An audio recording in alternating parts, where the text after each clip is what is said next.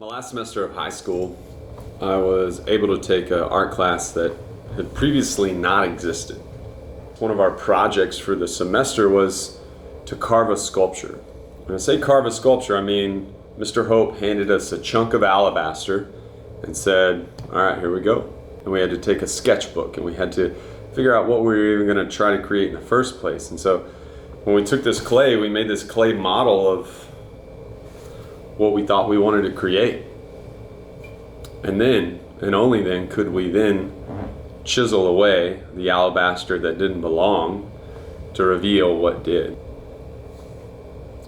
For many young athletes, this clay sculpture, this vision of what they are, has been molded, right? Or it's being molded still even. But in that molding, their hands personally aren't on the clay very often. Instead, it's coaches and it's parents and it's influencers and it's expectations and it's all of these things that have their hands in from the outside on this clay, and they're molding it into this great, amazing thing, right? There's no doubt that what is being created is unbelievable. But very little of it has to do with the athlete's hands getting in there and helping mold and driving it towards this vision of who they feel they need to be.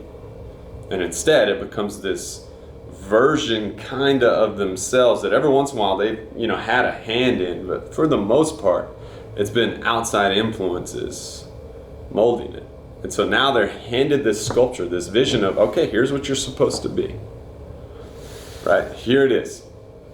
This is it. This is what you're supposed to be. Now, go create it. But before you can start chipping away, before you can start taking out the things that don't belong so that you can be more fully you,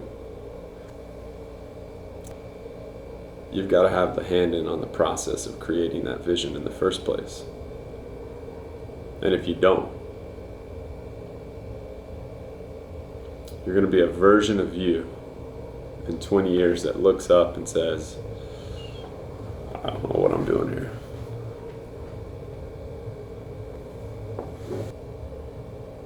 And athletes don't last a year in college after they sign a scholarship. They experience burnout in high school. They walk out of competition, right? They leave a team.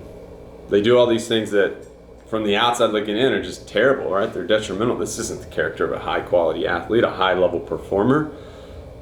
But what we don't and maybe not quite understand is maybe this version of who they are has nothing to do with them. Find people around you that won't want to put their hands in on the clay to mold you into who they want you to be, but instead will help you find who you are so that you may mold yourself into who you need to be. So athletes, you need to decide what you desire and who you are. And then create that vision so that you can start chipping away the things that don't belong. And the people that have their hands in on it, just ask them to step back and guide you, to show you what they see, to learn from their mistakes and their successes, all of it. You just want their guidance so that you may become more fully who you are. And if they aren't pushing you towards that, and instead they're pushing you towards this version of who they want you to be for their agenda, take a step back. So today, pursue you. Pursue your greatness because it's waiting to be revealed. You just got to start chiseling away.